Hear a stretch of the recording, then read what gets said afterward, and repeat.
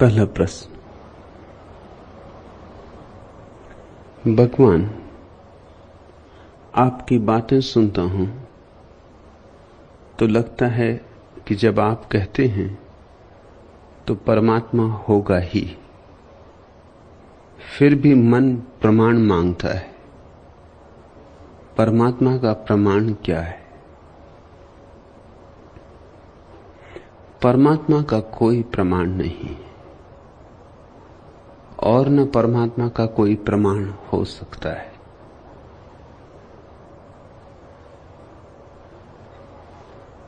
क्योंकि परमात्मा के अतिरिक्त और कुछ है ही नहीं जो उसका प्रमाण बन सके। परमात्मा ही है।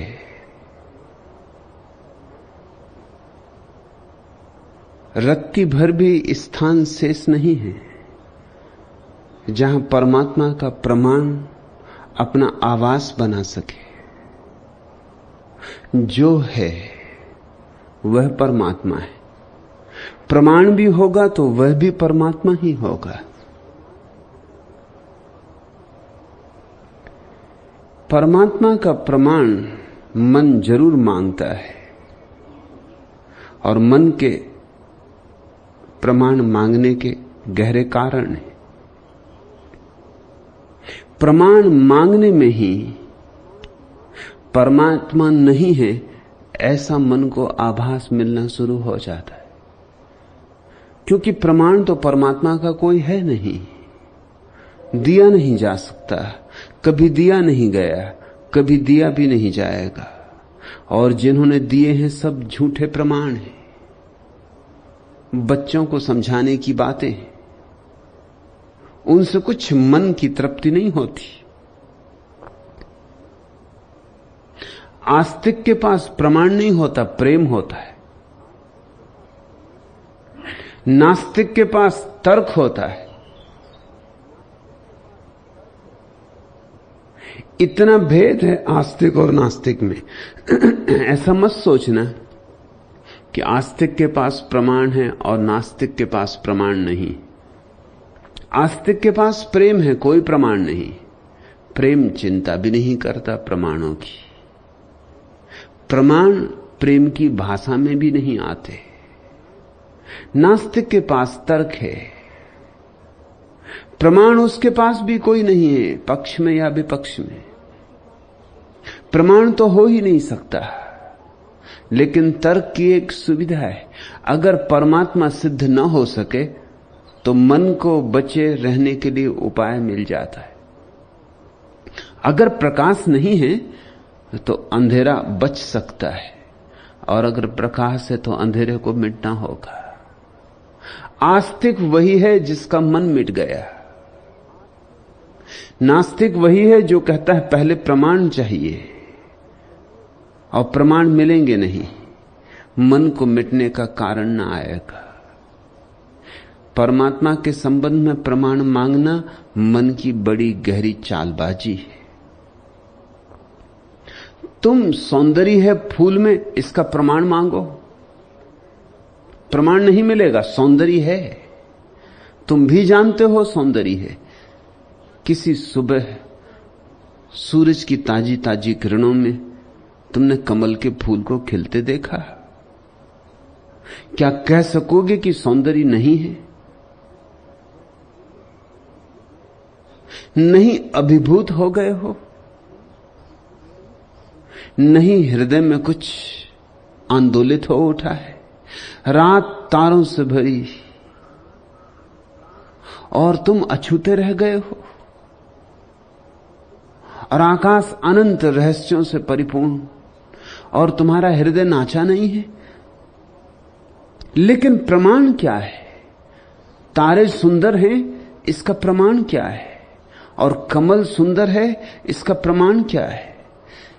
क्या किसी स्त्री, किसी पुरुष, किसी मित्र के प्रेम में नहीं पड़े हो और आंखें जादू से नहीं भर गई हैं और रूप में कुछ अरूप की झलक नहीं मिली? आकार में कहीं कहीं निराकार की पगध्वनि नहीं सुनाई पड़ी? कभी किन्हीं आंखों में झांक कर जीवन की अति रहस्यमयता का बोध नहीं हुआ है? हुआ है। इतना अभागा कौन है कि जिससे जीवन में कभी भी ऐसा कोई अनुभव न हुआ हो जो प्रमाणातीत है।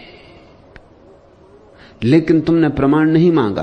प्रमाण मांगते तो कमल तो रह जाता है, कमल क्या कीचड़ ही रह जाती, सौंदर्य विलीन हो जाता। प्रमाण मांगते आकाश तारों से भरा रह जाता है, लेकिन रात्रि का काव्य और रात्रि का रहस्य और रात्रि का संगीत सब विलीन हो गया होता है। प्रमाण मांगते तो स्त्री तो रह जाती हड्डी मांस मज्जा की देह, लेकिन उसमें छलक आया अज्ञात, तत्क्षण तिरोहित हो जाता। लेकिन तुमने वहां प्रमाण नहीं मांगे, या जिन्होंने मांगे हैं उनके लिए सौंदर्य भी नहीं है, सत्य भी नहीं है, परमात्मा भी नहीं है, प्रेम भी नहीं, शुभ भी नहीं, आनंद भी नहीं। उनके लिए बचता क्या है? उनके लिए कुछ भी जीवन योग्य नहीं बचता। खाते बही करो, रुपए पैसे का हिसाब लगाओ, धन दौलत जोड़ो, फिर उनके पास व्यर्थ कूड़ा करकट इकट्ठा करने के लिए ही उपाय बचता है। क्योंकि जीवन में जो भी महिमावान है वो उनके हाथों के बाहर हो जाता है। जिससे तुमने इंकार कर दिया उसके द्वार तुम्हारे लिए बंद हो गए। जिस मंदिर को तुमने नकार दिया वह मंदिर तुम्हारे लिए ना रहा। जीवन में प्रमाण है क्षुद्र बातों के, व्यर्थ बातों के। जीवन में प्रमाण नहीं है विराट के, अनंत के, शाश्वत के। अगर तुम मुझसे पूछो तो मैं तो ये कहूंगा, अच्छा है कि परमात्मा का कोई प्रमाण नहीं, नहीं तो कैसे करते उसे प्रेम? कोई गणित को प्रेम करता है? 2 2 4 होते, ये बात पक्की, मगर इसको प्रेम करोगे? 2 2 4 होते, ये बात बिल्कुल सुनिश्चित, इसे सिर पे लेके नाचोगे? कहते हैं शोपेनहावर, पश्चिम का एक बड़ा विचारक, जब पहली बार उपनिषद पढ़ा तो उपनिषदों को सिर पे लेके नाचने लगा।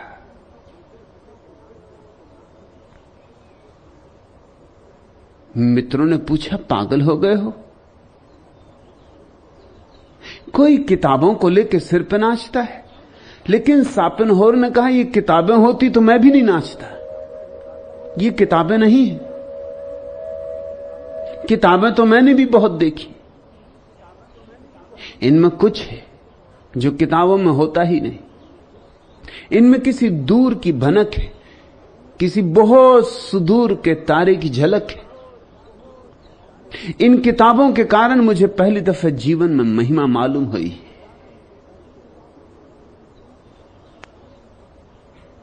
लेकिन क्या शोपेनहावर के नृत्य के लिए कोई प्रमाण है? गणित की किताब लेके नाच सकता था शोपेनहावर।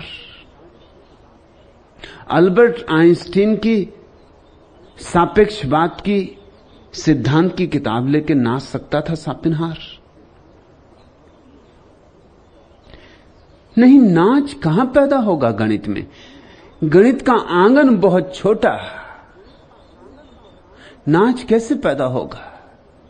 गीत कैसे जन्मेगा? गणित में गीत के पैदा होने के लिए अवकाश कहां है? गीत के लिए थोड़ा रहस्यपूर्ण कुछ चाहिए, जो पकड़ में आता भी हो और ना भी आता हो, जो हाथ में छूता भी हो और मुट्ठी में बंधता भी ना हो। कुछ ऐसा जिसकी झलक तो मिलती हो लेकिन स्पष्टता ना होती हो। कुछ रहस्यमय की प्रतीति हो तो गीत जन्मे, तो नृत्य उठे, तो भजन हो, तो प्रार्थना हो, और तो ही परमात्मा है। तुम कहते हो आपकी बातें सुनता हूं तो लगता है कि जब आप कहते हैं तो परमात्मा होगा ही। ऐसे लगने से कुछ सार नहीं। मेरी बातें सुन के लगेगा तो किसी और की बातें सुन के खो भी जाएगा। बातों का कोई भरोसा है। मेरी बातें सुन के लगेगा, तुम्हारा मन उनके विपरीत बातें खोज लेगा। हर बात के विपरीत बात खोजी जा सकती है। ऐसी कोई बात ही नहीं होती जिसका खंडन न किया जा सके। हर शब्द के विपरीत शब्द होता है। शब्द बनते ही विपरीतता से। प्रेम है क्योंकि घृणा है,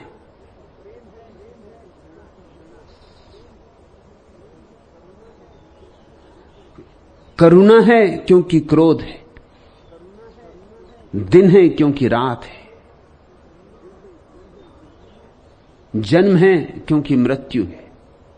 शब्द तो बनते ही द्वंद्व से, और जिससे एक सिद्ध होता है उसी से दूसरा सिद्ध हो जाता है। जन्म से ही तो मृत्यु सिद्ध होती है ना। अगर जन्म ना होता तो मृत्यु भी ना होती। अगर जन्म सिद्ध हो गया तो मृत्यु भी सिद्ध हो गई। मित्र ही तो शत्रु बन जाते हैं ना।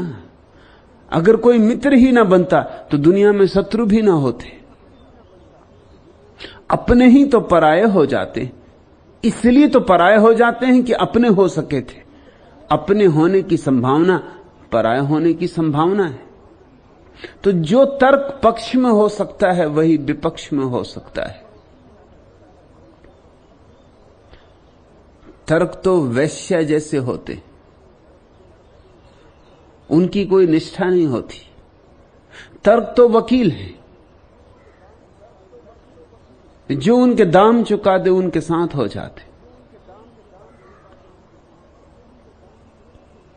मैंने सुना है मुल्ला नसरुद्दीन अपने वकील के पास गया।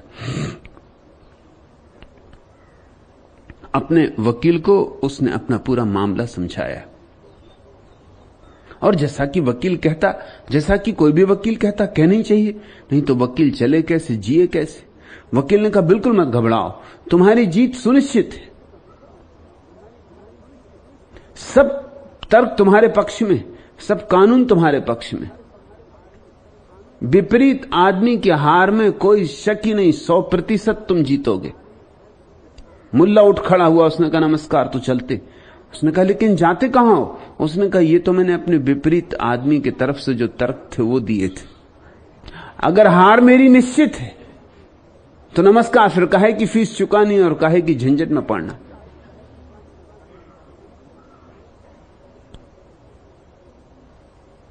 लेकिन तुम अपने तर्क कहते तो भी वकील यही कहता है। तुमने अपना मामला समझाया होता तो भी वकील यही कहता है। उसे कहना ही चाहिए, उसका काम ही यही है। उसे इससे प्रयोजन नहीं कि सत्य क्या है, उसे प्रयोजन इससे है कि तार्किक रूप से किस चीज का समर्थन किया जा सकता है। और हर चीज का समर्थन किया जा सकता है तार्किक रूप से। ऐसा अब तक कोई भी विचार नहीं है जगत में जिसके लिए तार्किक समर्थन न खोजा जा सके और तार्किक विरोध न खोजा जा सके। और मजा ऐसा है कि तर्क का समर्थन और तर्क का विरोध दोनों समतुल होते। इसलिए जो बुद्धिमान है वो तर्क में नहीं पड़ते, क्योंकि वो जानते हैं कि दोनों समतुल हो जाते हैं, एक दूसरे को काट दे देते। अगर 50% तर्क पक्ष में है तो 50% विपक्ष में होता है।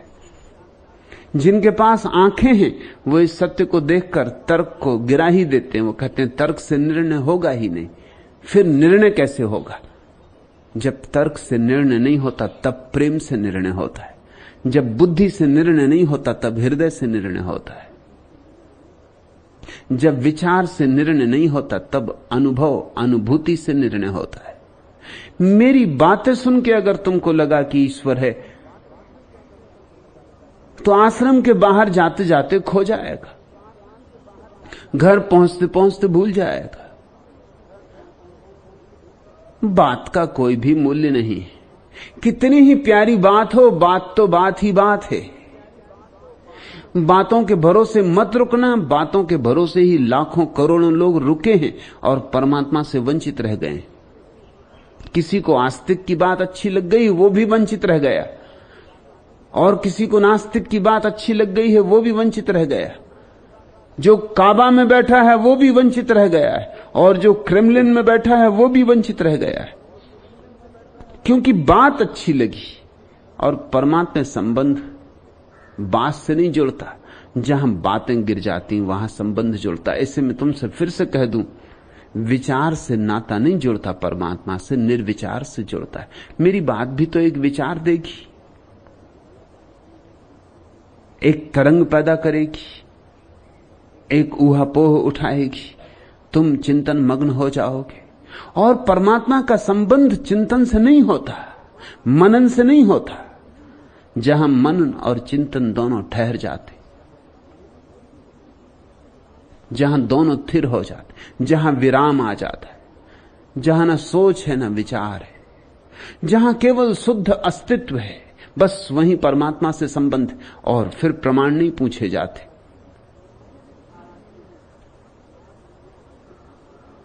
स्वाद लिया है मिठास का, तुम उससे लाख कहो कि प्रमाण क्या है, वो कहेगा प्रमाण हो या ना हो, लेकिन स्वाद मैंने लिया है।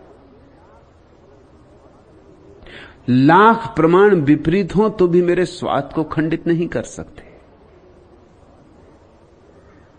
और जिस आदमी ने नींद की कड़वाहट चखी है, तुम लाख प्रमाण इकट्ठे करो कि नीम मीठी, वो कहेगा होंगे तुम्हारे प्रमाण ठीक, प्रमाणों की तुम जानो, मगर मैं नीम को जानता हूं, मैंने अनुभव किया है, नीम मीठी नहीं। अनुभव के अतिरिक्त और कोई बात निर्णायक नहीं। और अनुभव आसान है, विचार कठिन है, क्योंकि विचार के सिलसिले का कोई अंत नहीं होता, चलता ही जाता है। एक विचार से दूसरे विचार की शाखाएं निकलती, शाखाओं में से प्रशाखाएं, और विचार का जाल फैलता चला जाता है। और फिर एक दिन तो तुम इसकी इतनी मुश्किल में पड़ जाओगे कि विचार का निष्कर्ष लेना तो दूर, अब इस विचार के उपद्रव से वापस कैसे लौटे। इतना जाल फैला लिया, अब इसे कैसे सिकोड़े। नहीं, मेरी बातें सुन के परमात्मा लगे, इसका कोई मूल्य नहीं है। मुझे अनुभव करो, मेरी उपस्थिति को अनुभव करो, यहां बैठे लोगों के आनंद, शांति को, प्रीति को अनुभव करो, यहां नाचते हुए लोगों के नाच को अपने भीतर उतरने दो, यहां गीत गाते लोगों का गीत तुम्हारे कानों पे पड़े, तुम्हारे हृदय पे चोट करे, तो शायद इन वृक्षों से पूछो, ये चुपचाप धूप में खड़े हुए वृक्ष, आकाश से पूछो, सूरज से पूछो। सूरज निकला है और तुम पूछते हो कि सूरज का प्रमाण क्या है, तो हम यही कहेंगे कि आंख खोलो और देखो, और कोई प्रमाण नहीं। सूरज निकला है और तुम पूछते हो कि सूरज का प्रमाण क्या है, इससे सिर्फ एक ही बात सिद्ध होती है कि या तो तुम अंधे हो और या फिर तुमने आंख बंद कर रखी। और दूसरी ही बात सच है, अंधा कोई पैदा ही नहीं होता। आध्यात्मिक अर्थों में कोई अंधा पैदा नहीं होता। आध्यात्मिक अर्थों में हम केवल बंद किए हैं आंख और अपने आप को अंधा मान बैठे। दहके हैं डाल पर अंगार या सुमन, सुलगा पलास वन, पीला रुमाल बांध गेंदा तो छैला है, सरसों को छेड़ रहा अलसी तक फैला है, गेहूं की बाल पर कसता प्रणय वचन मनमथ रहा मदन, मौसम का आम्र मुकुट कलगी है भौरों की, मौसम का आम्र मुकुट कलगी है मोरों की, कोयल का सौहर है सहनाई भौरों की, मन की चौपाल पर यह रूप की दुल्हन का प्यार से वरण। कमल कुंज या अफीम के खिलते फूलों पर किसको आपत्ति हुई मन पसंद भूलों पर। गदराए गाल पर ये फागुनी फबन सब सुनहले सपन। रंगों में सब भीगे तू ही क्यों कोरा है। जो न छुए भीतर तक फाग वह छिछोरा है। सिकने क्यों भाल पर हैं क्यों भरे नैन मेरे उदास मन। इतना ही पूछो तुम्हारा चित्त बड़ा उदास होगा, तुम्हारा चित्त बड़ा दुविधाग्रस्त होगा, तुम्हारा चित्त बड़ा विक्षिप्त होगा जो परमात्मा का प्रमाण मांगने चला है। यह रोग का लक्षण। स्वस्थ चित्त को तो परमात्मा दिखाई पड़ता ही है, परमात्मा ही दिखाई पड़ता है और कोई दिखाई नहीं पड़ता। दहके हैं डाल पर अंगार या सुमन, जरा पूछो तो, फूलों से पूछो। सुलगा है पलासवन, सारा जंगल पलास के फूलों से लदा हुआ है, और तुम पूछते हो सौंदर्य कहां। पीला रुमाल बांध गेंदा तो छैला है, जरा छैले से पूछो, इस गेंदे से पूछो। पीला रुमाल बांध गेंदा तो छैला है, सरसों को छेड़ रहा अलसी तक फैला है। गेहूं की बाल पर कसता प्रणय वचन, मनमथ रहा मदन। चारों तरफ प्रेम का एक अपूर्व रास रचा हुआ है। सब तरफ तीर छोड़े जा रहे हैं प्रेम के, फूलों से फूलों पर, पक्षियों से पक्षियों पर, पशुओं से पशुओं पर, तारों से तारों पर। इन तीरों को अनुभव करो, इन तीरों की प्यारी चुभन को अनुभव करो। मौसम का आम्र मुकुट कल की है मोरों की, कोयल का सौहर है सहनाई बोरों की। मन की चौपाल पर यह रूप की दुल्हन का प्यार से वरण। ये चारों तरफ ये रूपायत लोक, ये रूप मग्न अस्तित्व, ये मस्त प्रकृति, और तुम पूछते हो परमात्मा का प्रमाण क्या है। जीसस से किसी ने पूछा हम क्या करें, तो जीसस ने कहा पूछ लो मछलियों से। खड़े होंगे झील पर, कहा पूछ लो लोमड़ियों से। भागती होंगी लोमड़ियां झील के तट पर। कि पूछ लो फूलों से। मुझसे क्यों पूछते हो, फूल क्या कर रहे हैं।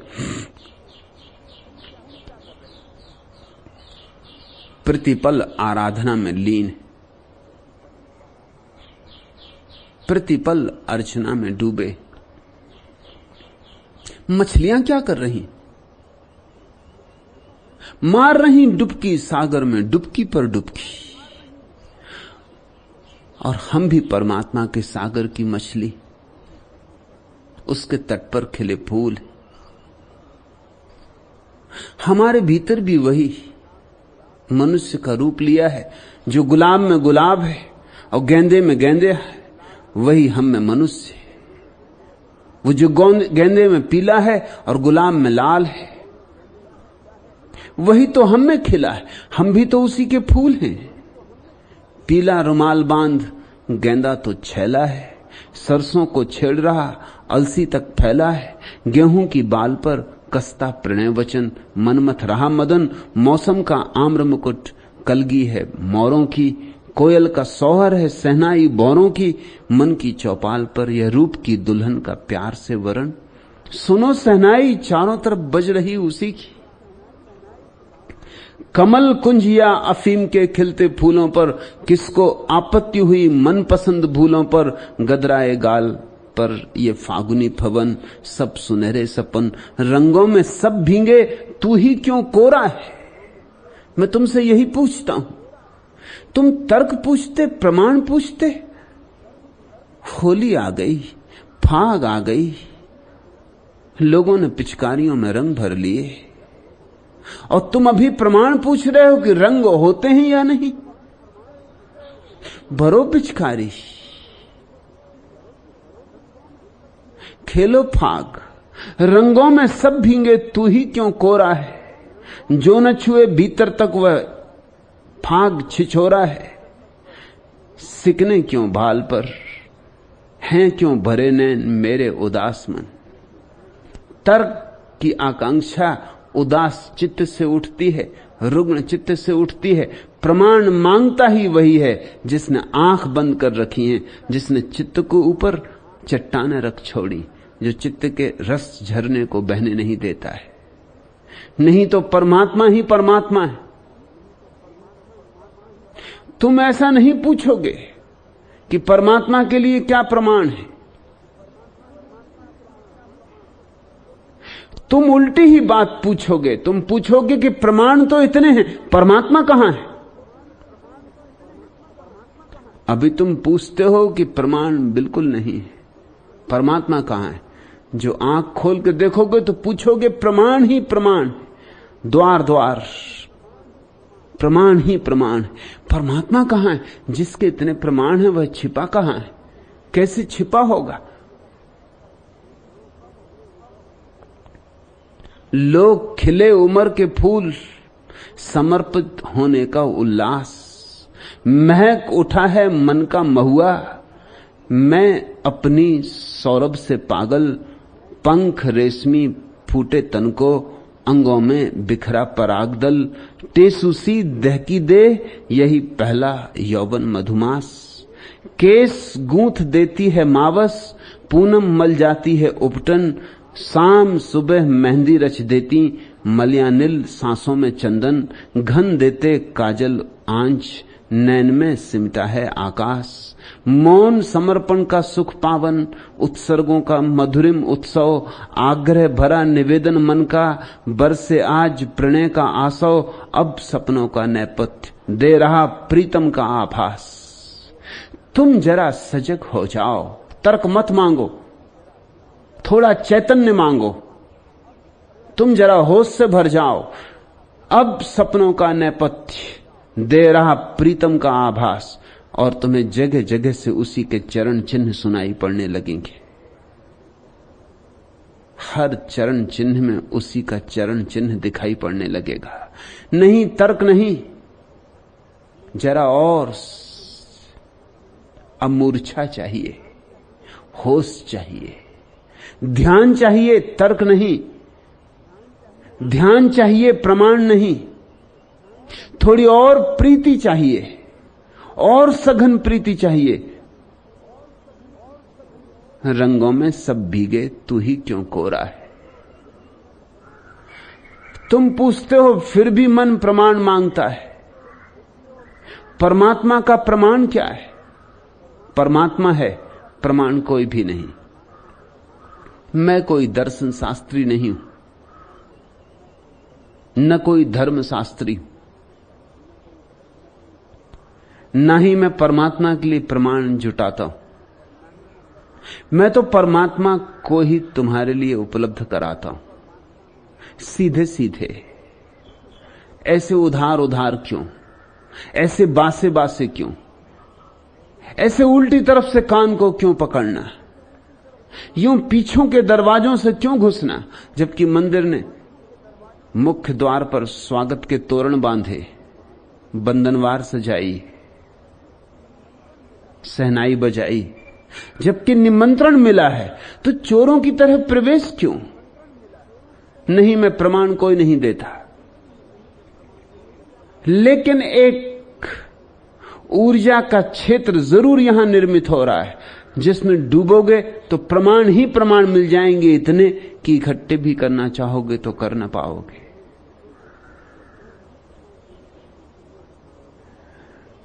जो यहां प्रमाण मांगने आया है खाली लौट जाएगा। हां, हो सकता है उसे मेरी बातें अच्छी लगें, मगर अच्छी बातों का क्या मूल्य? अच्छी बातों का उतना ही मूल्य है जैसे पाक शास्त्र में लिखे हुए सुस्वादु भोजनों के संबंध में कोई पढ़े, खूब पढ़े, मगर भूख ना भरेगी ऐसे कि जल के सरोवर की तस्वीर को खूब ध्यान मग्न होकर देखे, प्यास ना बुझेगी ऐसे। जीवंत संस्पर्श चाहिए। सुनते हो इन पक्षियों की आवाजों को? इनमें है प्रमाण।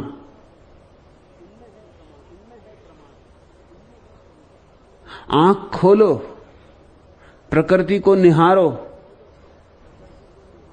और तुम रत्ती रत्ती पर, कण कण पर उसी के हस्ताक्षर पाओगे। उसके ही हस्ताक्षर है। परमात्मा सृजन की अनंत ऊर्जा है। जो है उससे है, जो है उसके द्वारा है, जो है उसमें है।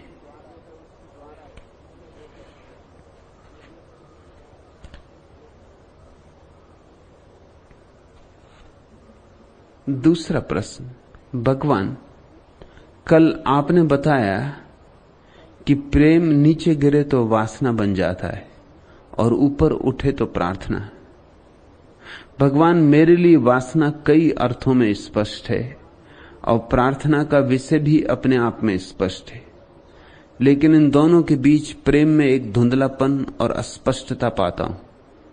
भगवान कृपा करके कहें कि मुझ में प्रेम का यह धुंधलापन क्या है और क्यों है।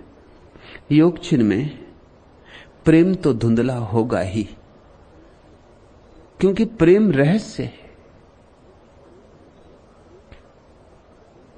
वासना स्पष्ट होगी और प्रार्थना भी स्पष्ट होगी। प्रेम तो दोनों का मध्य है। प्रेम तो तरल अवस्था है। न तो प्रेम वासना है और न प्रेम प्रार्थना है। प्रेम दोनों के मध्य की कड़ी है। संक्रमण का काल है। संक्रमण का काल तो धुंधला होगा ही, अनिवार्यतया धुंधला होगा। तुम्हारे लिए ही ऐसा है ऐसा नहीं, सभी के लिए ऐसा है। वासना तो साफ साफ है,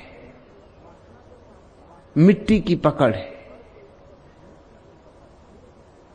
पर के ऊपर सिकंजा है, प्रकृति की दौड़ है, जीव विज्ञान की तुम्हारे ऊपर अंधी जकड़ है। सब साफ साफ है। वासना में कुछ उलझा हुआ नहीं। वासना गणित जैसी साफ है और प्रार्थना भी साफ है, क्योंकि वासना है पदार्थ के लिए, प्रार्थना है परमात्मा के लिए। दोनों का विषय स्पष्ट है। एक तीर जा रहा पदार्थ की तरफ, उसका लक्ष्य भी साफ है। एक तीर जा रहा परमात्मा की तरफ, उसका लक्ष्य भी साफ है।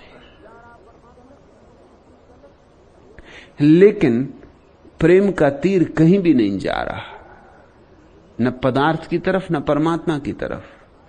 प्रेम का तीर अभी तूणीर में है। इसलिए अड़चन होती कि ये प्रेम के तीर का प्रयोजन क्या है, इसका लक्ष्य क्या है। और लक्ष्य साफ ना हो तो प्रेम अस्पष्ट रह जाता है, धुंधला धुंधला रह जाता है। लगता तो है कुछ है, मगर क्या है? ठीक ठीक मुट्ठी नहीं बंधती, तराजू पे नहीं तुलता, नाप जोख में नहीं आता। वासना भी नाप जोख में आ जाती। इसलिए इस जगत में भोगी भी स्पष्ट है और त्यागी भी स्पष्ट है। दोनों के गणित बिल्कुल सुसंबंधित, सुरेखाबद्ध है। कभी अस्पष्ट है, कभी तरल है, कभी ठोस नहीं है, कभी दोनों के मध्य है। अगर विज्ञान वासना है तो धर्म प्रार्थना है और काव्य प्रेम है। लेकिन जिसे भी वासना से प्रार्थना तक जाना हो, उसे प्रेम की घड़ी से गुजरना ही होगा।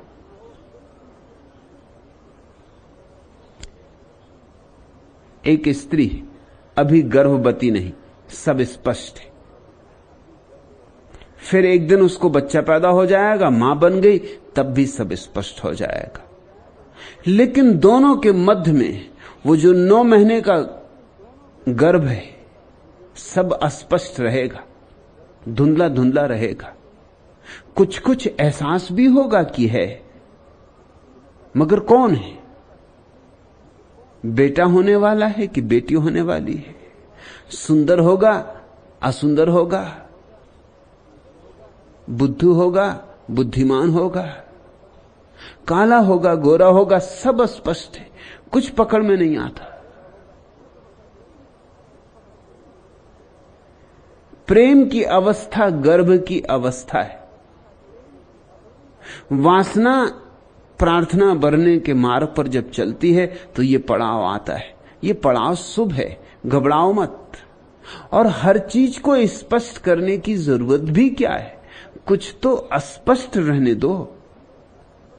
ये हमें कैसा पागलपन पकड़ा है, सारी दुनिया को पकड़ा है कि हर चीज स्पष्ट होनी चाहिए।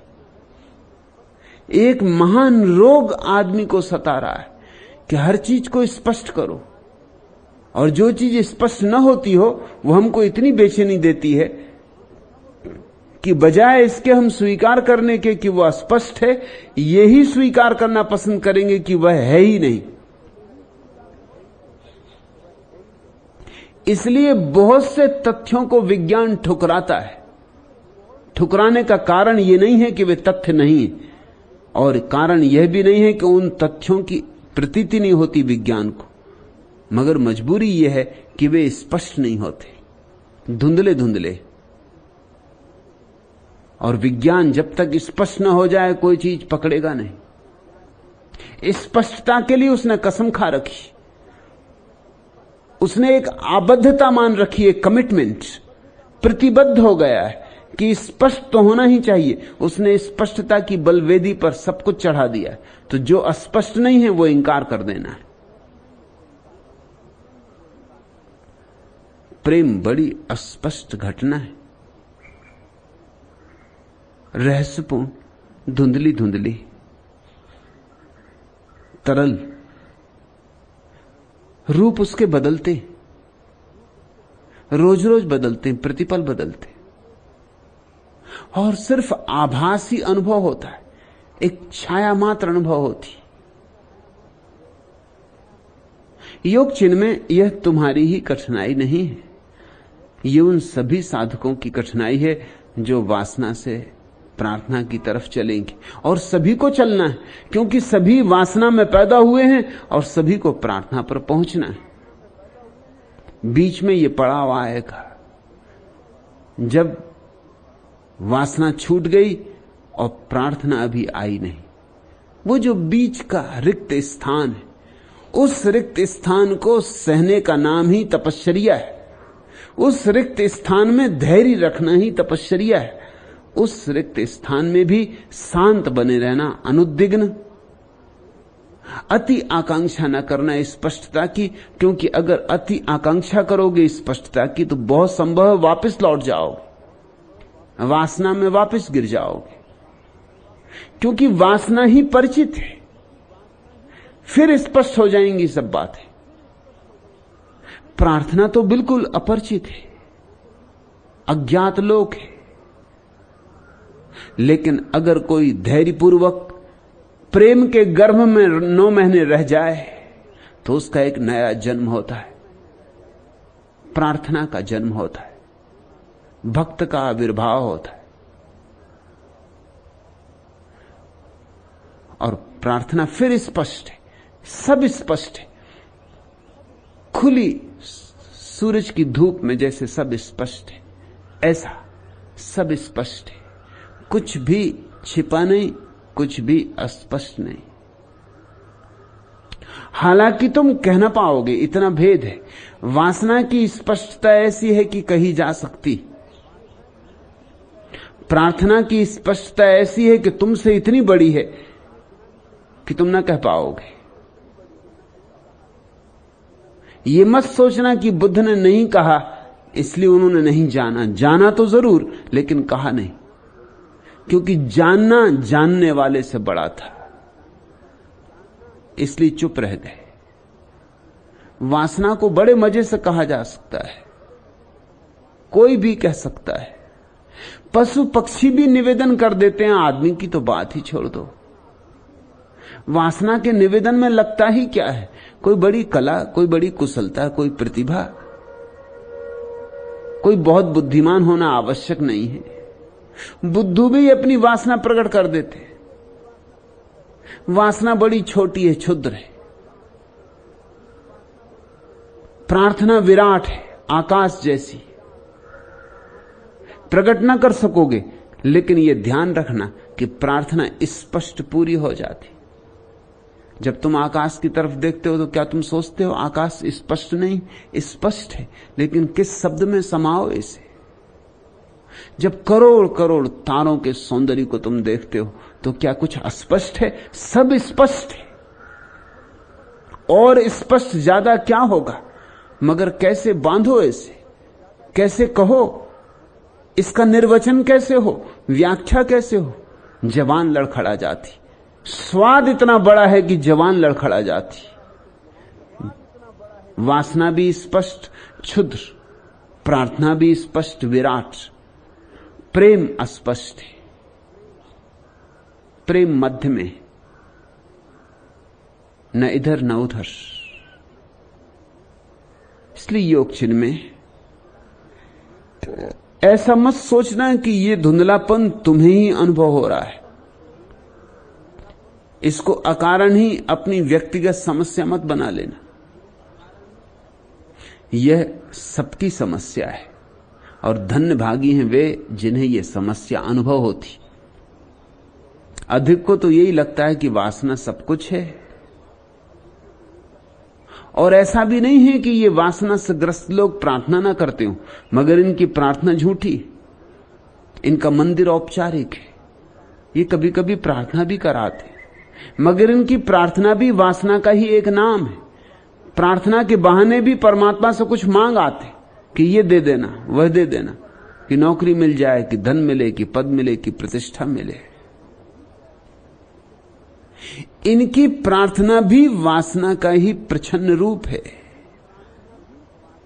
इनको कुछ पता नहीं है, ये अभागे।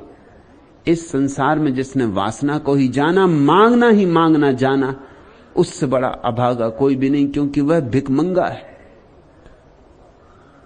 उसकी स्थिति बड़ी दयनीय। उसे कभी अपने सम्राट होने का अनुभव नहीं हो पाता। सम्राट होने का अनुभव तो प्रार्थना में होता है, क्योंकि प्रार्थना में भक्त भगवान से भिन्न नहीं रह जाता, एक हो जाता।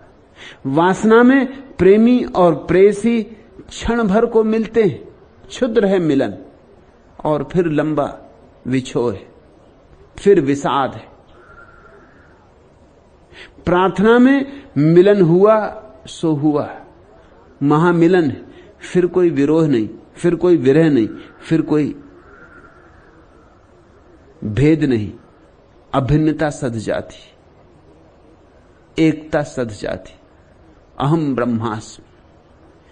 तभी कोई घोषणा कर पाता, अनल हक, मैं ही परमात्मा हूं। दोनों के बीच में प्रेम है। प्रेम ऐसा तीर है जो कहीं भी नहीं जा रहा, न वासना की दिशा में न प्रार्थना की दिशा में, ठहरा हुआ तीर है। और निश्चित ही ठहरे हुए तीर को देखकर तुम्हारे मन में सवाल उठेगा, ये कहां जाना चाहता है, क्या है इसका स्वभाव, क्या है इसका लक्ष्य, क्या है गंतव्य, क्या है।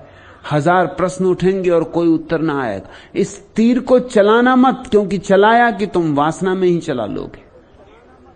इस तीर को रोके रहने देना। घबराहट क्या है, जल्दी क्या है, थोड़ा धीरज सीखो।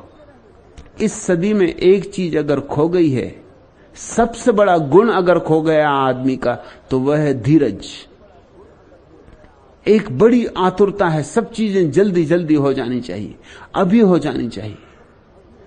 लोग ध्यान भी करने आते हैं तो कहते हैं 1 सप्ताह में हो जाएगा कि 2 सप्ताह रुकना पड़ेगा, जैसे 2 सप्ताह रुककर वो मेरे ऊपर कोई अनुकंपा कर रहे हो।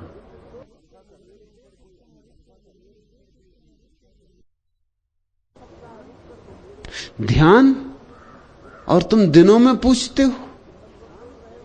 हिम्मतवर लोग रहे होंगे पुराने दिनों के, वो जन्मों की भाषा में पूछते थे कितने जन्मों में होगा। एक जन्म का तो कोई सवाल ही ना था, कितने जन्मों में होगा ध्यान। हिम्मतवर लोग रहे होंगे, बड़ी छाती रही होगी उनकी। आज के आदमी के पास छाती तो है ही नहीं, वो तो जैसे इंस्टेंट काफी अभी बन जाए ऐसा ही सोचता है, कुछ इंस्टेंट ध्यान हो अभी हो जाए, कोई हाथ में ऐसी तरकीब लगे कि बस बिना कुछ किए हो जाए, समय ना लगे, शक्ति ना लगे। और सबसे बड़ी कठिनाई है कि प्रतीक्षा ना करनी पड़े। प्रतीक्षा खो गई है, और जिस दिन प्रतीक्षा खो जाती है उस दिन परमात्मा खो जाता है, क्योंकि प्रतीक्षा के ही पात्र में परमात्मा उतरता है।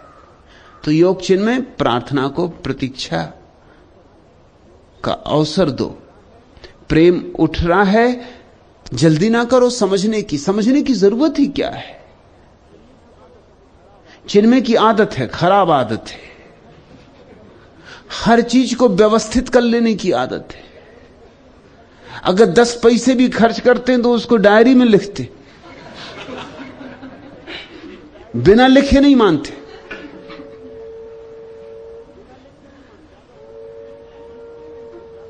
लिखते ही रहते हैं, ज्यादा समय इसी में जाता उनका, फिजूल की बातें लिखते रहते। अच्छे शोधकर्ता हो सकते थे, किसी विश्वविद्यालय में पीएचडी और डीलिट मिलता उनको, वो बिल्कुल गलत जगह में आके पड़ गए हैं यहां। इसी तरह के लोग पीएचडी और डीलिट होते जो लिखते ही रहते, कुछ भी लिखते रहते। वो कोई किताब पढ़ते हैं तो पढ़ते कम है ऐसा मालूम पड़ता है, लेकिन नोट्स ज्यादा लेते, पीछे कभी काम पड़ेंगे। टिप्पणियां लिखते रहते, छोटी मोटी बात की भी। ऐसे भूल चूक से कुछ कागज एक बार मेरे हाथ में लग गए तो मैं भी चकित हुआ कि चिन्ह में ये कौन सा काम कर रहे हैं। अब 10 पैसे खर्च ही हो गए, इसमें लिखना क्या है।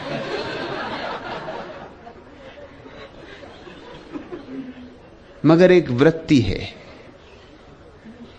और कई जगह ऐसी वृत्ति का बड़ा उपयोग होता है, दुकानदारी में बड़ा उपयोग होता है।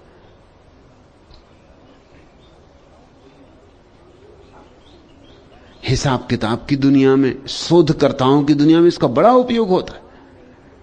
वहां काम ही यही कि बस लिखते रहो, इस तरह की कुछ भी छोटी छोटी बातें इकट्ठी करते रहो, फिर इतनी इकट्ठी कर लो कि कोई पढ़ ना सके तो उस पर डिलीट मिलती, क्योंकि पढ़ने की कौन झंझट करे, तुम डिलीट लो। विश्वविद्यालयों में जो शोध पर ग्रंथ लिखे जाते हैं उनको कोई पढ़ता है? कोई भी नहीं पढ़ता।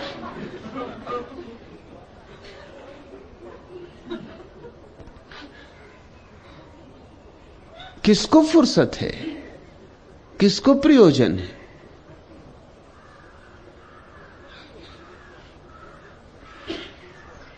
तो प्रेम से उनको अड़चन हो रही होगी चिन्मय को कि जो प्रेम है इसको साफ साफ कैसे नोट करें, किस ढंग से लिखें, इसका ठीक ठीक व्याख्या और निर्वचन होना चाहिए। यह तुम ना कर पाओगे, यह होता ही नहीं, यह हो ही नहीं सकता। इस प्रेम को अनुभव करो, इसमें नाचो, इसमें डोलो, इसको तुम्हारे भीतर गुनगुनाने दो, जैसे भौरा गुनगुन करे ऐसा इसे गुनगुनाने दो। जल्दी मत करो, पूछो भी मत कहां जा रहे हो, क्या लक्ष्य, क्या गंतव्य, क्या पाओगे, क्या नहीं पाओगे, कुछ भी मत पूछो। इस भौरे को गुनगुन करने दो, कहीं भी मत जाने दो। एक घड़ी ऐसी है जब ये बिल्कुल ऐसा ही गुनगुन करता रहेगा बिना किसी कारण के। एक सुनिश्चित शक्ति इकट्ठी हो जाएगी जब, तब ये उड़ान भरेगा। जैसे हवाई जहाज उड़ता है ना आकाश में, तो पहले तो जमीन पे चलता है, एकदम से आकाश में नहीं उड़ जाता, तेजी से चलता है। रनवे पर तेजी से भागता है, फिर एक जगह जाके रुक जाता है।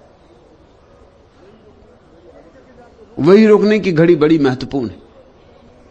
फिर रुककर उसका इंजन और जोर जोर से गति करने लगता है। उस वक्त अगर तुम पायलट से पूछो कहां जा रहे हैं हम, तो वो कहेगा अभी कहीं नहीं जा रहे हैं, अभी जमीन पर है।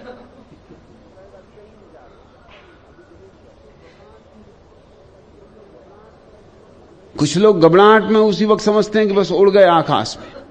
मुल्ला नसरुद्दीन गया था यात्रा को, जब काफी इंजन जोर जोर से भर भर भर भर करने लगा तो उसने सोचा पहुंच गया। घबराहट की वजह से आंख बंद रखे था, आंख खोल को उसने नीचे देखा,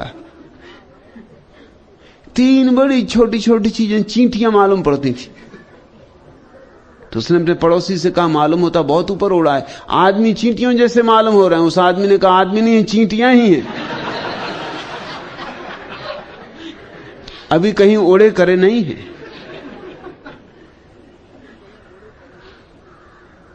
फिर ये इंजन इतने जोर से क्यों चल रहा है वो पूछने लगा।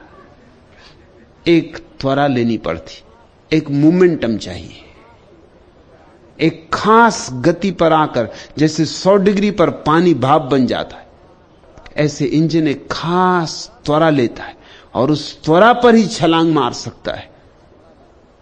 ऐसे ही प्रेम एक त्वरा लेता है, प्रतीक्षा में भन-भन होगी, गुनगुन होगी, ऊर्जा इकट्ठी होती रहेगी। वासना में ऊर्जा का क्षय, इसलिए वासना से जब तुम मुक्त होगे तो ऊर्जा को इकट्ठा करने के लिए थोड़ा समय देना होगा। वासना में ऊर्जा का अधोगमन है। इसके पहले कि ऊर्जा का ऊर्ध्वगमन शुरू हो, तुम्हें बीच में एक अवसर देना होगा जब ऊर्जा संग्रहित हो जाए, एक सरोवर बन जाए और ऊर्जा उठती जाए, उठती जाए, उठती जाए। एक घड़ी आएगी ऐसी जब तुम अचानक पाओगे कि वायुयान आकाश में उठ गया, वासना की पृथ्वी से छूट गए, प्रार्थना का आकाश मिल गया। मगर मध्य में एक प्रतीक्षा थी, उस प्रतीक्षा से बचना मत, और उस प्रतीक्षा को जल्दी ही समझने का भी उपाय मत करना, अन्यथा भूल हो जाएगी। ये शुभ घड़ी है कि तुम प्रेम के अनिर्वचनीय रहस्य को अनुभव कर रहे हो। होने दो संग्रहित, शीघ्र ही प्रार्थना का भी जन्म सुनिश्चित है। तीसरा प्रश्न,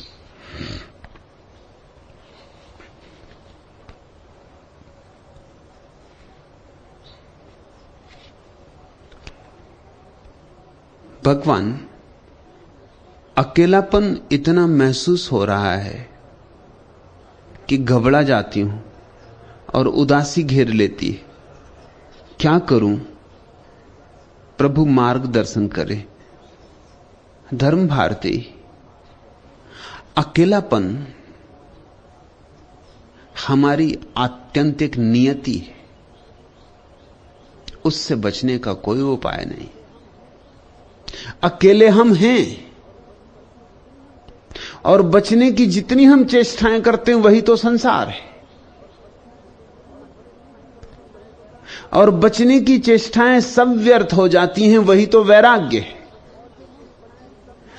और जब हम बचने की सारी चेष्टाएं छोड़ देते हैं वही तो ध्यान है। अकेले हम हैं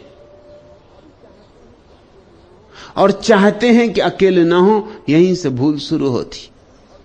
क्यों? अकेले होने में क्या कठिनाई है? अकेले होने में बेचैनी क्या है? अकेले होने में भय क्या है? अकेले होने में बुराई क्या है? अकेले होने में दुख तुमसे किसने कहा है? जानने वाले तो कुछ और कहते हैं। पूछो नानक से, कबीर से, मलुक से, पूछो दुलंदाज से, जानने वाले तो कुछ और कहते हैं। जानने वाले तो कहते हैं कि उस परम एकांत में ही आनंद की वर्षा होती, अमृत के मेघ झरते, हजार हजार सूरज निकलते उस परम एकांत में ही। लेकिन आदमी भाग रहा है, अकेले से डर रहा है। हमें बचपन से ही अकेले होने का भय पकड़ा दिया गया है। किसी बच्चे को मां बाप अकेला नहीं छोड़ते, कोई ना कोई मौजूद होना चाहिए। और मां बाप को जरा भी ख्याल नहीं कि बच्चा 9 महीने तक पेट में बिल्कुल अकेला था, एक बार भी नहीं रोया, एक बार भी चीख पुकार नहीं मचाई, एक बार भी नहीं कहा कि मुझे बहुत डर लगता है। 9 महीने बिल्कुल अकेला था, अकेला ही नहीं था, गहन अंधकार में था, वहां सूरज की किरण भी नहीं जाती। मगर मनोवैज्ञानिक कहते हैं कि वे 9 महीने ही बच्चे के जीवन में सर्वाधिक आनंद के दिन थे, और उन्हीं की याद के कारण आदमी मोक्ष की तलाश करता। मनोविज्ञान की तो ये व्याख्या है मोक्ष की तलाश की, कि वो जो 9 महीने बच्चे ने जाने हैं परम एकांत शांति के और विराम के, उनकी स्मृति उसे पीछा करती, उसके अचेतन में अब भी वो याद सरकती, वे सुखद क्षण अब भी उसकी स्मृति में डोलते, वह सुवास अभी भी उसको घेरे रहती, और वो उसी की तलाश कर रहा है। मनोवैज्ञानिकों के हिसाब से तो मोक्ष की खोज गर्भ के एकांत, शून्य, शांत विराम की खोज। मनोवैज्ञानिक ये भी कहते हैं कि आदमी जो सुंदर सुंदर घर बनाता है वो भी उसी गर्भ की आकांक्षा में बनाए जाते।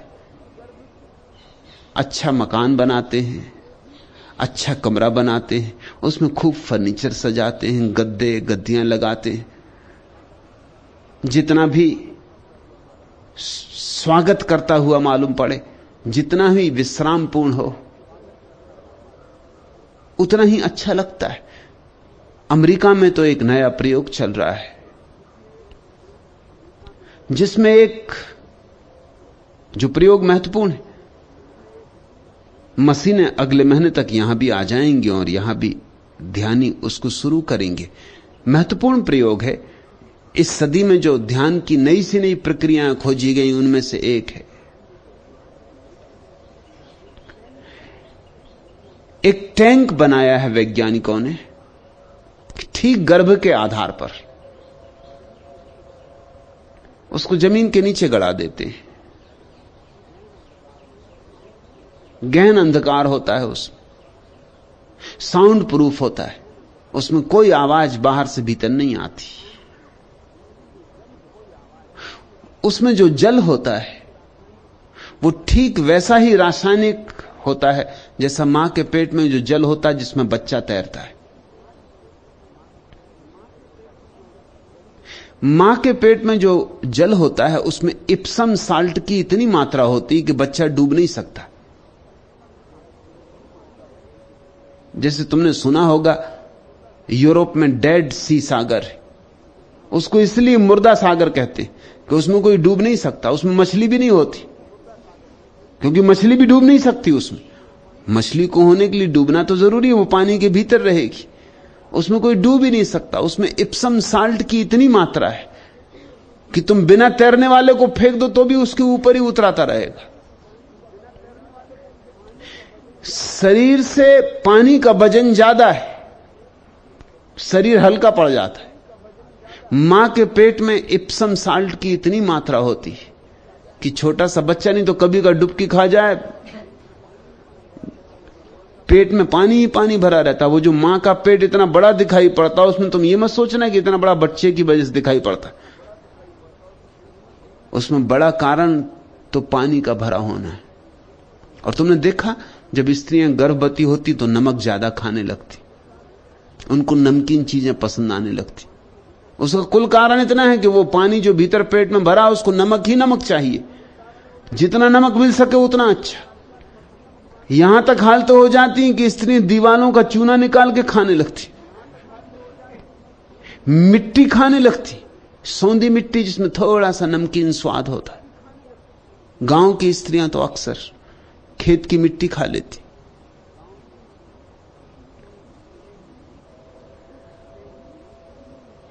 उस टैंक में ठीक उतनी ही मात्रा में रासायनिक द्रव्य होते हैं जितने मां के पेट में होते। उस टैंक में आदमी को छोड़ देते, उसमें तुम डूब नहीं सकते।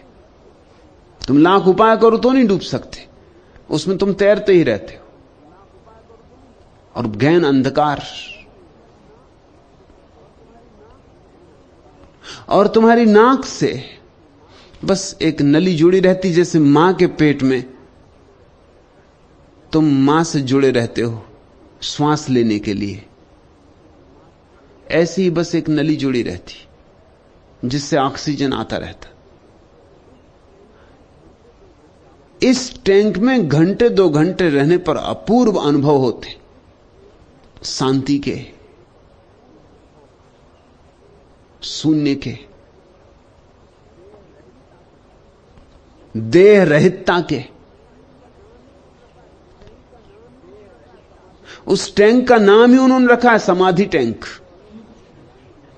उनके लिए कोई और अच्छा नाम मिला भी नहीं, पश्चिम की भाषा में है भी नहीं कोई और अच्छा नाम।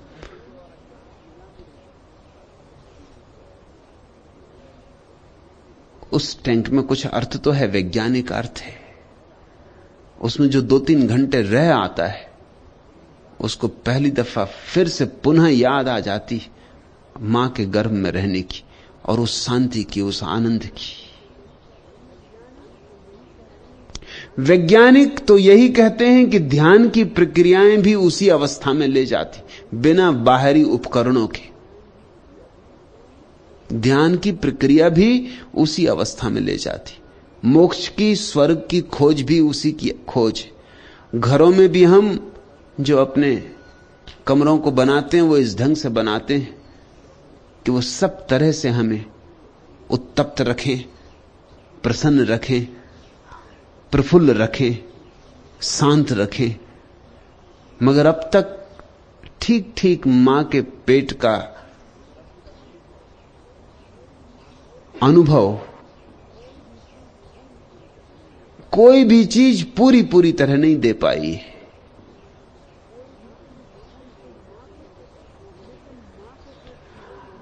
लेकिन मां के पेट में 9 महीने बच्चा अकेला रहता है, न तो भयभीत होता है, न चिंतित होता है, न सोचता कि क्लब चले जाएं, कि रोटरी के मेंबर बन जाएं, कि होटल हो आएं, कि ताश ही खेल लें, कुछ नहीं तो समय काटें, कि चलो फिल्म देखाएं, चलो गपशप करें पड़ोसियों से। कुछ भी नहीं, 9 महीने बिल्कुल सन्नाटा है। तो एक बात तो निश्चित है कि तुम स्वभाव से एकांत में रहने को बने हो, और स्वभाव से एकांत में तुम्हें रस है, कोई दुख नहीं। मगर पैदा होते से उपद्रव शुरू होता है। जैसे ही बच्चा पैदा होता है, वैसे ही उसे दूसरे की जरूरत मालूम होने लगती। मां के बिना भूखा हो जाता है, मां की जरूरत, मां के स्तन की जरूरत। इसलिए लोगों के मन में मां के स्तन की प्रतीक्षा जीवन भर बनी रहती। चित्रकार स्तन बनाते हैं, मूर्तिकार स्तन बनाते हैं, खजुराहो हो कि कोणार्क हो, बस स्तन ही स्तन। और ऐसे स्तन जो कि होते भी नहीं। इतने बड़े बड़े स्तन की स्त्रियां चल भी ना सकें, चलें तो गिर जाएं। कविताएं स्तन की, हर चीज स्तन के आसपास घूमती। कुछ कारण होना चाहिए, गहरा कारण होना चाहिए। कारण यही है कि बच्चे का पहला अनुभव इस जगत का स्तन का अनुभव है, और पहला अनुभव महत्वपूर्ण अनुभव है, और पहले अनुभव की छाप जिंदगी भर पीछे रहती।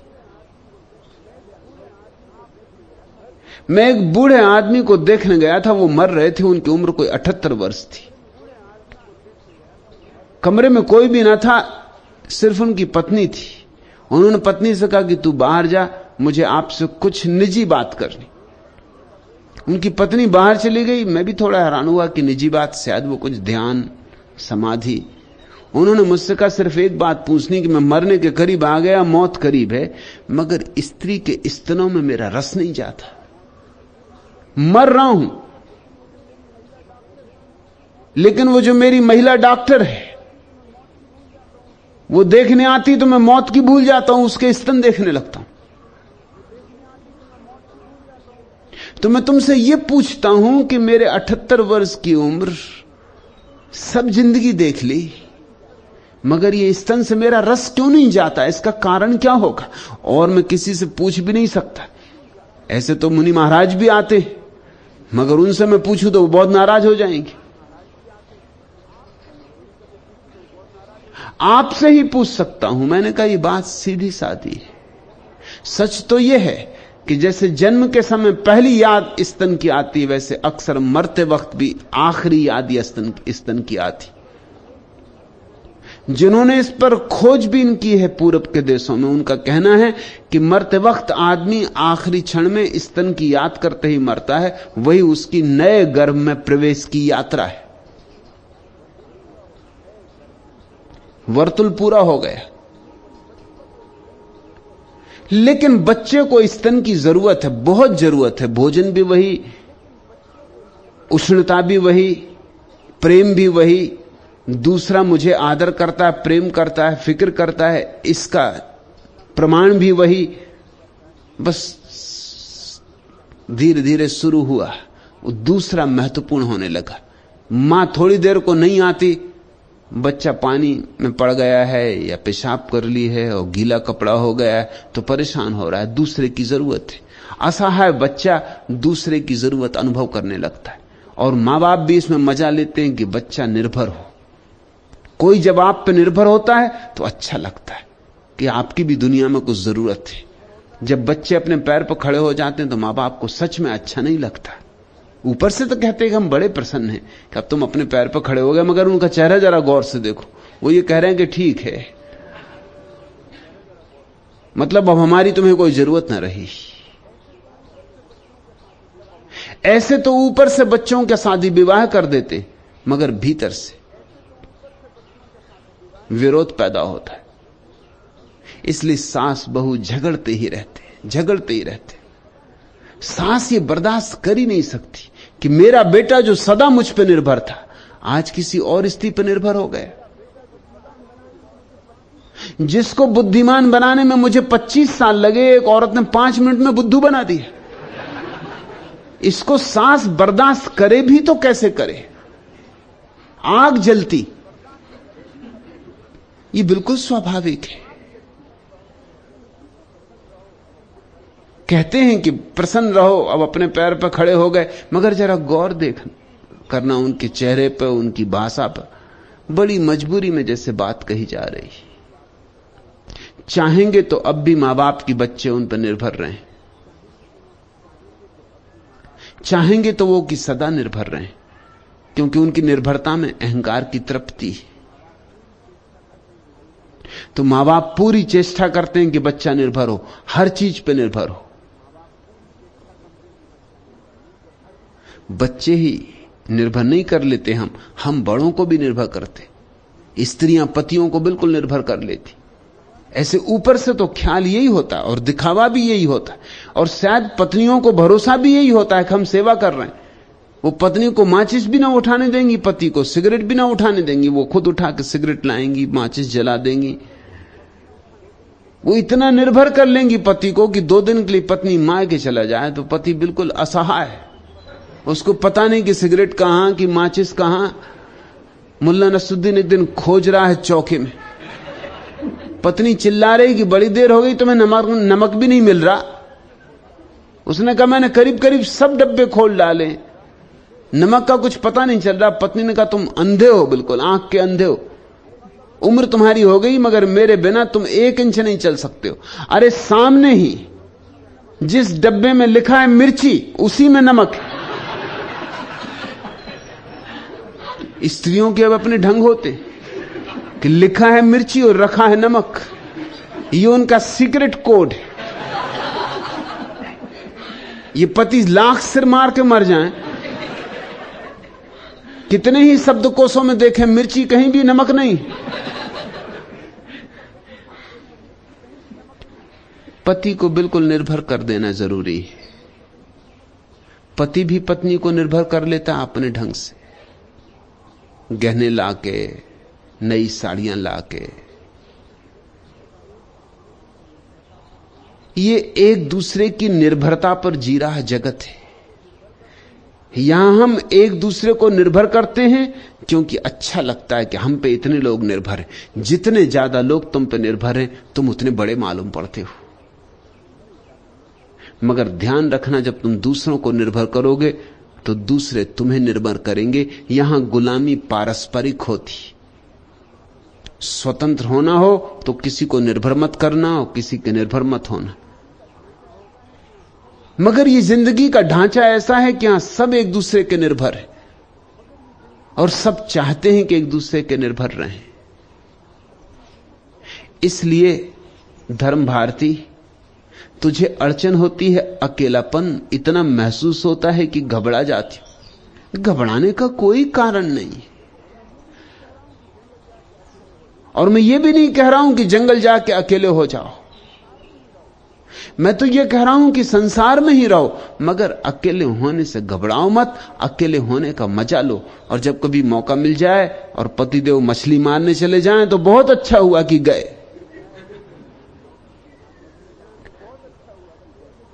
कि पत्नी जाके पड़ोस में गपशप करने लगे तो बहुत अच्छा हुआ। थोड़ी देर तो अकेले बैठो, थोड़ी देर तो बिल्कुल चुप हो जाओ, बिल्कुल अकेले रह जाओ, जैसे दुनिया में कोई भी नहीं, तुम ही हो बस। तुम्हारा ही अकेला होना है और तुम चकित हो जाओगे। उसी चुप बैठने में धीरे धीरे तुम्हें रस का अनुभव होगा, आत्मरस का, स्वयं की अनुभूति होगी, जो बड़ी प्रीतिकर है, बड़ी सुखदायी है, बड़ी मुक्तिदायी है। फिर तुम्हें वो उदासी नहीं घेरेगी। फिर अकेलेपन में तुम्हारे भीतर ऐसी प्रफुल्लता होगी जैसे संग साथ में भी ना होगी। फिर तुम भीड़ में जाओगे तो ऐसा लगेगा कि कब छुटकारा हो, क्योंकि भीड़ है क्या सिवाय उपद्रव के। शोरगुल के अतिरिक्त और है क्या तुम्हारी भीड़? तुम्हारी पार्टियां और तुम्हारे भोज और तुम्हारे विवाह और तुम्हारे सभा मंडप सिवाय उपद्रव और शोरगुल के और क्या है? उत्सव कहां है? अजीब हालत हो जाती है। अभी कुछ दिन पहले, 2-4 दिन पहले, किसी को पड़ोस में उत्सव मनाना, बेटा पैदा हो गया, बस लगा दिया जोर से माइक, बजाने लगे फिल्म की बेहुदी धुनें, न जिनमें कोई तुक है न कोई अर्थ है, उछल कूद। अभी भारतीय फिल्मों में आदमी तो पैदा ही नहीं हुआ, अभी डार्विन के पहले की चल रही फिल्म, उछल कूद। और जितना उछला कूदो उतनी ही ऊंची फिल्म, उतनी ही चलती। मारधाड़, उछल कूद, शोरगुल, शोर सरापा, इसको तुम गीत कहते हो, संगीत कहते हो, उत्सव कहते हो? तो उपद्रव क्या है फिर? उपद्रव किसको कहोगे? फिर तो कोई आदमी शांत बैठा हो तो उसको उपद्रवी कहना चाहिए। ये देखो उपद्रवी बैठा बिल्कुल शांत। हमें उत्सव मनाना भी नहीं आता क्योंकि हमें अकेला होना ही नहीं आता। हमें एकांत में ही रस नहीं तो हमें रस क्या होगा?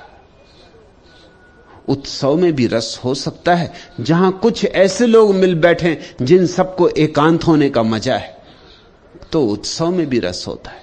तो 10 लोग चुप बैठ के भी ऐसे गहन आनंद के सागर में डूब सकते हैं जिसकी तुम कल्पना भी नहीं कर सकते। उदासी घेर लेती होगी क्योंकि उपद्रव को तुमने अब तक उत्सव समझा है। एकांत का गणित सीखो, एकांत की भाषा सीखो। जिंदगी एक बड़ी अबूझ पहेली। सबसे बड़ी अबूझ बात यह है कि इस दुनिया में सर्वाधिक आनंद को वे लोग उपलब्ध होते हैं जो अकेले होने की कला सीख जाते हैं। यहां सर्वाधिक दुख उनको मिलता है जो अकेले होने की कला नहीं जानते। सन्यास है अकेले होने की कला। और फिर मैं तुम्हें याद दिला दूं कि अकेले होने से मेरा मतलब भौतिक नहीं होता, बाहरी नहीं होता कि चले गए पहाड़ पर और अकेले बैठ गए, उससे कुछ भी ना होगा। पहाड़ पर बैठ के करोगे क्या? बैठ के गुफा में यही सोचोगे कि पता नहीं बंबई में कौन कौन सी फिल्में लग गई, कि पता नहीं धंधे की क्या हालत है, कि पता नहीं लड़का दुकान ठीक से चला रहा है कि नहीं।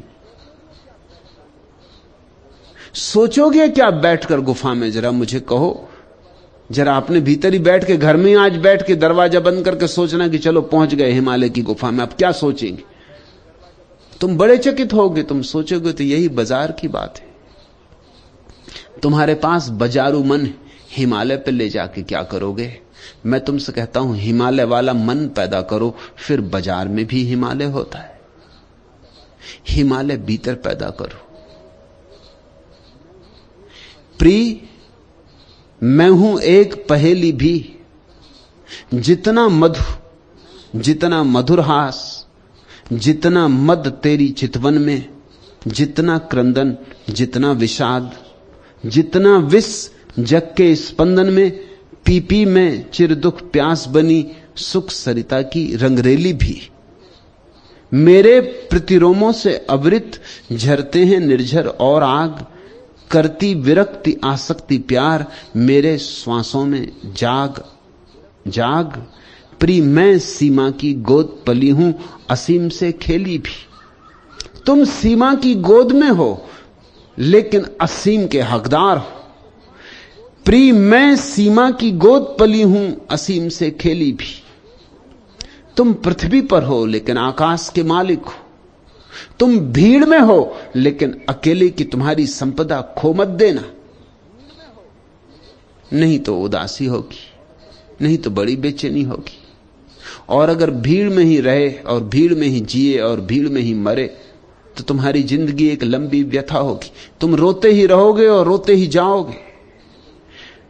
मैं नीर भरी दुख की बदली, इस स्पंदन में चिर निस्पंद बसा, क्रंदन में आहत विश्व हंसा, नैनों में दीपक से जलते पलकों में निर्झरनी मछली। मेरा पग पग संगीत भरा, श्वासों से स्वप्न पराग झरा, नभ के नव रंग बुनते दुकूल, छाया में मले बयार पली।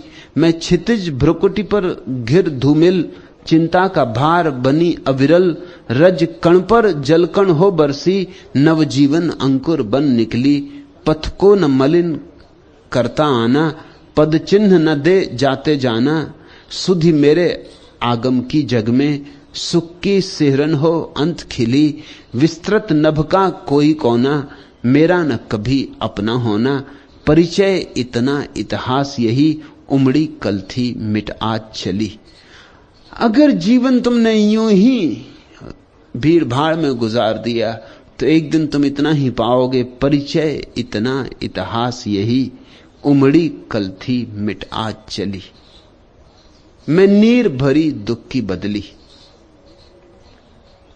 लेकिन ये तुम्हारी नियति नहीं है, ये तुम्हारा दुर्भाग्य होगा, दुर्घटना होगी।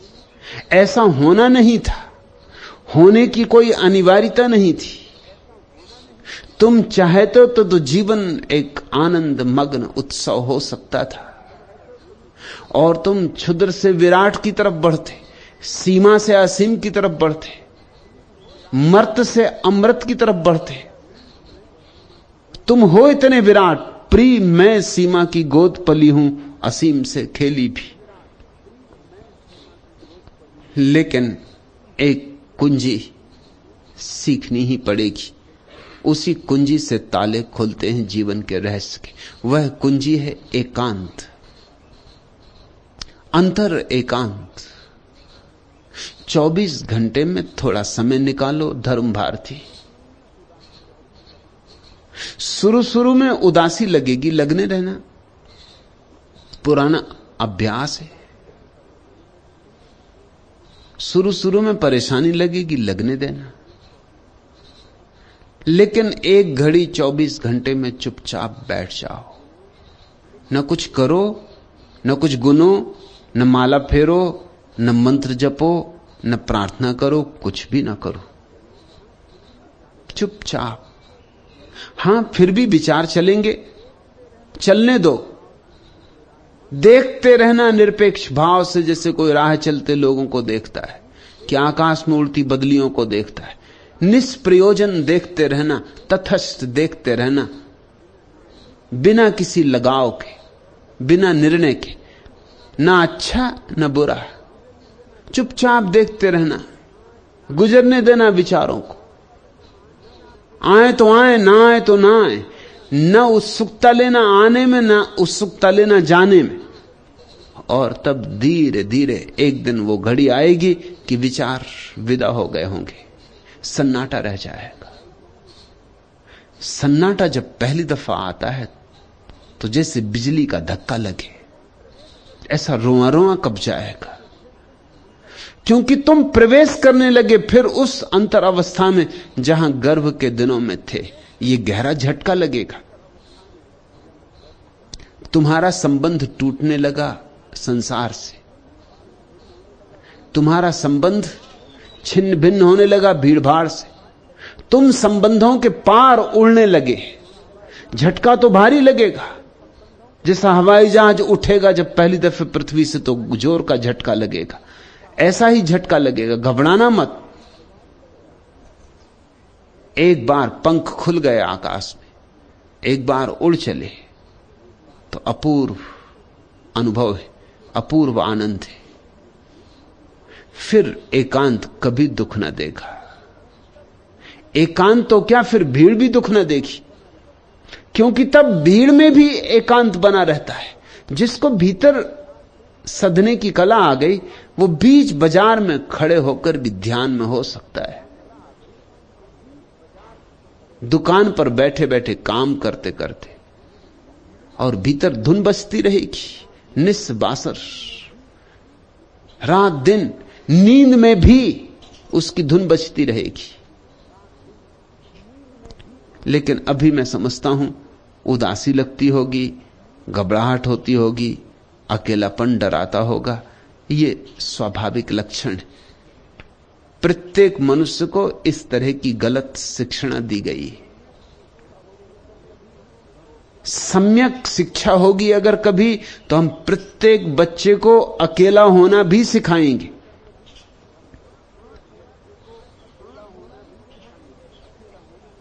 साथ होना भी सिखाएंगे, अकेला होना भी सिखाएंगे। साथ होना इस तरह सिखाएंगे कि अकेलापन मिटे ही नहीं और साथ भी हो जाना। जैसे जल में कमल होता है और जल छूता नहीं, ऐसे भीड़ में भी रहना और भीड़ को छूने भी मत देना। भीड़ में जाना भी और बच के निकल भी आना, अपने दामन को बचा के चले आना। तब एक जीवन की और ही दूसरी अनुभूति है। कबीर ने कहा है, ज्यों की त्यों धर दीनी चदरिया, खूब जतन से ओढ़ी रे चदरिया। फिर दामन पे दाग नहीं लगते। फिर तुम भीड़ में भी रहो तो भी तुम्हारी चादर पे दाग नहीं लगते। जैसी की तैसी परमात्मा के हाथ में लौटा दी जाती कि ये लो, रखो अपनी चादर। दी थी तुमने, हमने जतन से ओढ़ी, जतन से उपयोग की, मगर कोई दाग नहीं लगे। किस चादर की बात कबीर कर रहे हैं? यही भीतर के एकांत, ये भीतर के शून्य, ये भीतर के मौन, भीतर के ध्यान। ध्यान की चादर तुम्हारे पास हो तो तुम्हारे जीवन में वास्तविक जीवन का पहला संस्पर्श होगा। यह हो सकता है। और धर्म भारती मेरे पास होके अगर यह न हो तो समझना कि तुम बहुत बाधाएं डाल रही होगी इसके होने में। बाधाएं हटा लो, अड़चने विदा कर दो। ये तो नाव चली ही है, इस पे सवार हो जाओ। पाल खोल दिए गए, हवाएं ले चली हैं इसे। पतवार भी हम नहीं चलाते। पतवार भी कौन चलाए जब परमात्मा ही हवाओं में बांध के पालों को और ले जाता है अपने सागर तट पर। तो कौन चिंता करे पतवारों की।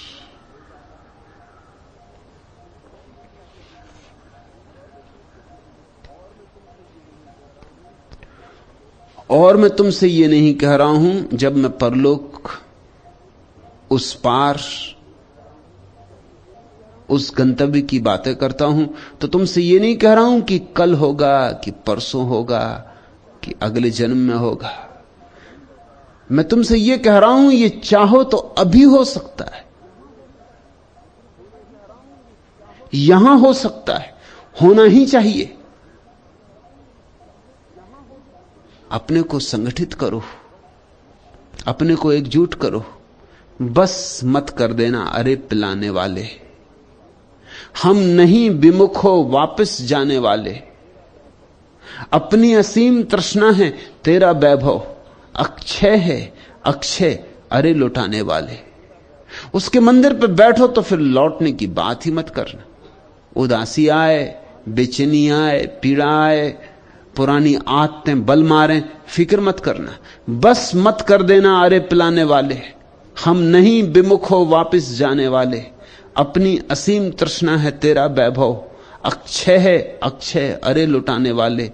हम अलख जगाने आए तेरे दर पे, हम मिट मिट जाने आए तेरे दर पे। इस रिक्त पात्र को भर दे, भर दे, भर दे। मदहोश हमें तू कर दे, कर दे, कर दे। हम खड़े द्वार पर हाथ पसारे कब के, हो जाएं अमर ए अमर हमें तू बर दे। है एक बिंदु में सिंधु भरा जीवन का, परिपूरित कर दे मानस सूनेपन का। फिर और यहां पर पाना ही है खोना, हंसकर पीने में छिपा प्यास का रोना। चलने दे सुख के दौर अरे चलने दे, बर जाए दुख से उरका कोना कोना। अपना असीम अस्तित्व दिखा दे हमको, बस लय हो जाए, बस लय हो जाना अरे सिखा दे हमको। तेरी मधुरा का बूंद बूंद दीवाना, हम नहीं जानते अपना हाथ हटाना। इस पथ का अथ है नहीं न इसकी इति है, गति है गति है गति है बस बढ़ते जाना। किस ओर चले है हुआ कहां से आना, किसने जाना निज को किसने पहचाना। माना की कल्पना और ज्ञान है माना, पर अविश्वास का भ्रम का यही ठिकाना है। एक आवरण बुना हुआ है जिसमें दिन रात और सुख दुख का ताना बाना। उस ओर व्यर्थ का यह प्रयास जाने दे, पाने दे हमको मुक्ति यहीं पाने दे। मैं तुमसे कह रहा हूं हो सकता है अभी और यहीं। चाहिए कि तुम एकजुट हो, चाहिए कि तुम्हारे भीतर ऐसी त्वरा हो कि रोआ रोआ प्यास से भर जाए, कि रोआ रोआ पुकार से भर जाए। उठना ही मत उसके मंदिर पर बैठ गए तो। इस न उठने के संकल्प को ही मैं सन्यास कहता हूं। बस मत कर देना अरे पिलाने वाले, हम नहीं विमुख हो जाने वाले। अपनी असीम तृष्णा है तेरा वैभव, अक्षय है अक्षय अरे लुटाने वाले। हम अलख जगाने आए तेरे दर पे, हम मिट मिट जाने आए तेरे दर पर। हम आ ही गए तेरे द्वार पर, मिटना हो तो मिटेंगे, लौटेंगे नहीं। इस संकल्प से जो ध्यान में बैठेगा उसका ध्यान सुनिश्चित पूर्ण होना है, आश्वासन है, उसका ध्यान सदा पूरा होता है। उसके ध्यान में कोई बाधा नहीं पड़ती। परमात्मा चाहता है कि तुम पर ध्यान की वर्षा हो। परमात्मा कंजूस नहीं है, कृपण नहीं है।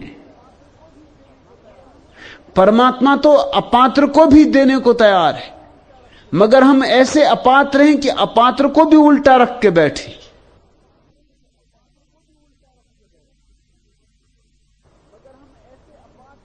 अपात्र को तो कम से कम सीधा करो।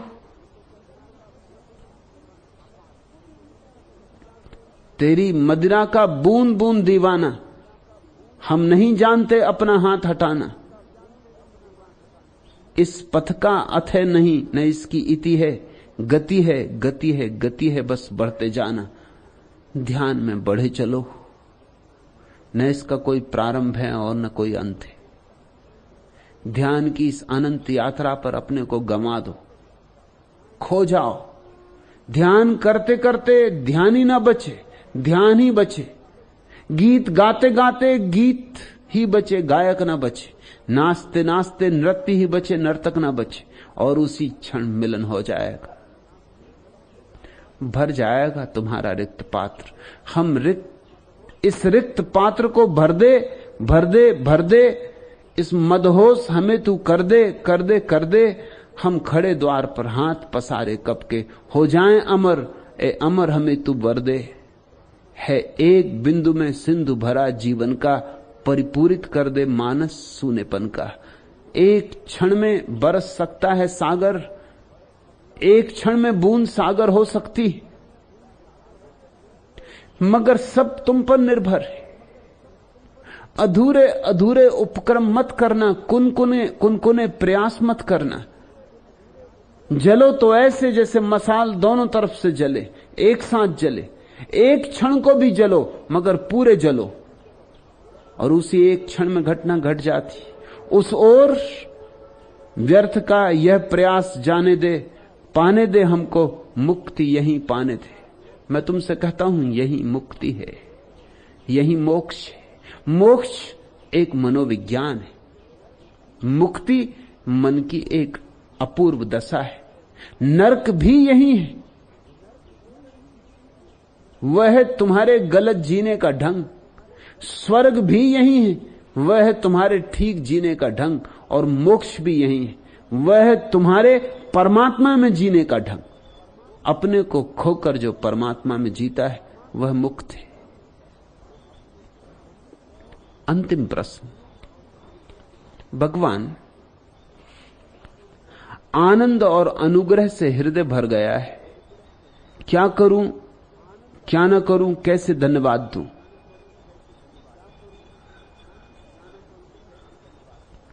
गाओ, गुनगुनाओ, नाचो, रो। ओ विभावरी चांदनी का अंगराग, मांग में सजा पराग। रश्मितार बांध मृदुल चिकुर भारी, ओ विभावरी। अनिल घूम देश देश, लाया प्री का संदेश। मोतियों के सुमन कोस वार वार री, ओ विभावरी। लेकर मृद ऊर्म बीन, कुछ मधुर करुण नवीन। प्री की पदचाप मदिर गा मलार री, ओ विभावरी। बहने दे तिमिर भार, बुझने दे यह अंगार। पहन सुरभि का दुकुल वकुल हार री, ओ विभावरी। आनंद उठा, अनुग्रह उठा, तो गाओ, छेड़ो एक तारा। फिक्र भी मत करना छंद की मात्राओं की, मस्ती हो तो काफी। गाओ तो इसकी चिंता मत करना कि कंठ है या नहीं कोकिल का, भाव हो तो काफी। नाचो तो मत फिक्र करना कि नाच आता या नहीं, अलमस्ती हो तो काफी। फिर धन्यवाद जिसे हम देने चले हैं वह कोई पराया नहीं, तुम्हारा ही अंतर्भाव है। परमात्मा तुम में विराजमान है, तुम मुझ में प्रिय, फिर परिचय क्या। तारक में छवि, प्राणों में स्मृति, पलकों में नीरव पद की गति। लघु उर में पुलकों की संस्कृति, भर लाई हूं तेरी चंचल, और करूं जग में संचय क्या। तेरा मुख साहस अरुणोदय, परछाई रजनी विषाद में। यह जागृति वह नींद स्वप्न में, खेल खेल थक थक सोने दो, मैं समझूंगी सृष्टि प्रलय क्या। तेरा अधर विचुंबित प्याला, तेरी ही स्मित मिश्रित हाला। तेरा ही मानस मधुशाला। फिर पूछूं क्या मेरे साकी, देते हो मधु में विस्मय क्या। रोम रोम में नंदन पुलकित, सांस सांस में जीवन सत्सत। स्वप्न स्वप्न में विश्व अपरिचित, मुझ में नित बनते मिटते प्रिय। स्वर्ग मुझे क्या, निष्क्रिय लय क्या। हारूं तो खोऊं अपनापन, पाऊं प्रीतम में निर्वासन। जीत बनूं तेरा ही बंधन, भर लाऊं सीपी में सागर। प्रिय मेरी अब हार विजय क्या, चित्रित तू मैं हूं रेखाक्रम। मधुर राग तू मैं स्वर संगम। तू असीम में सीमा का भ्रम, काया छाया में रहस्य में। प्रेसी प्रीतम का अभिनय क्या, वही प्यारा है, वही प्रेसी है, वही है गायक, वही है गीत। तुम मुझ में प्रिय, फिर परिचय क्या। किसको निवेदन करें, किसके चरणों में फूल चढ़ाएं। चरण भी उसके, फूल भी उसके, चढ़ाने वाला भी उसका। लेकिन फिर भी जब अहोभाव उठता है तो अहोभाव प्रकट होना चाहता है, तो गाओ, नाचो, गुनगुनाओ। ओ विभावरी चांदनी का अंगराग, मांग में सजा पराग। रश्मितार बांध मृदुल, चिकुर भारी ओ विभावरी। अनिल घूम देश देश, लाया प्री का संदेश। मोतियों के सुमन कोस वार वार री ओ विभावरी। लेकर मृद ऊर्म बीन, कुछ मधुर करुण नवीन। प्री की पदचाप मदिर गा मलारी ओ विभावरी। बहने दे तिमिर भार, बुझने दे यह अंगार। पहन सुरभि का दुकुल बकुल हारी ओ विभावरी। आज इतना है।